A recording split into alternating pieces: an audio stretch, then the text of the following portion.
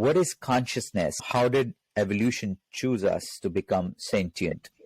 If we go back to that early Darwinistic phase, there were single cells. And basically what would happen is a single cell would emit a chemical that would trigger another cell to do something and emit another chemical. And eventually these created feedback loops where we began to sort of scratch each other's itches. And it was chemical signaling. It was all done by chemicals. And then what happened is somewhere along the line, we developed nerve cells who could do it much faster through electrical signaling. And so now instead of having to diffuse the message, you could actually just send it. And that led to mobility. And with electrical signaling, now you can respond fast enough to be mobile. But you're not thinking, you're just essentially reflex actions. But the reflex actions, and then we have Darwinism selecting, it's a competitive environment. So better, more alert reflexes do better than less ones. And the more sentient you can be, and it's gradual, but even a little gain in sentience will allow you to outperform the person who has the cell that has no sentience. So we started building more complex organs, more complex tissues, organisms, etc.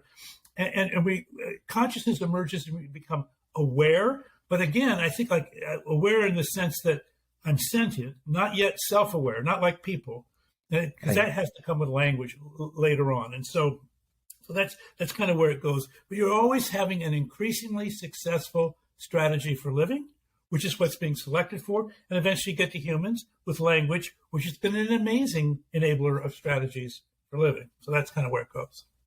A bit follow-up on that is that why this incrementalism in this being, this biological being?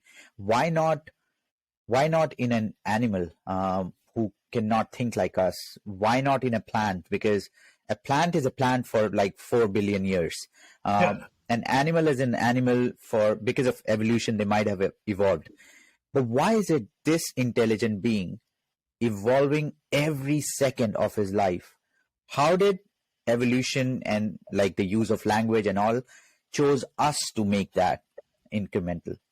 Well, it's interesting. I mean, first of all, they still are evolving, right? I mean, as we're seeing climate change and global warming, species, they did the finches in Darwin's Galapagos, and how the beak of the finch changes with the droughts or with whatever. But having said all that, language is the game changer, because language allows you to transmit strategies across people, across time zones, across eras. So we can read Plato, who was alive 2,000 years ago. No deer can profit from a deer that was 2,000 years old, but we came from a human being. So I think language is the huge game changer there, and that's what lets us tell stories, and then it lets us analyze those stories to all the map. And by the way, we can use not only natural language analytics, we can use mathematical analytics, second language, and so that's where that's where we've been able to move much faster. The amount of progress, the amount of change that we've embraced as human beings is just exponentially faster than anything that's ever appeared before.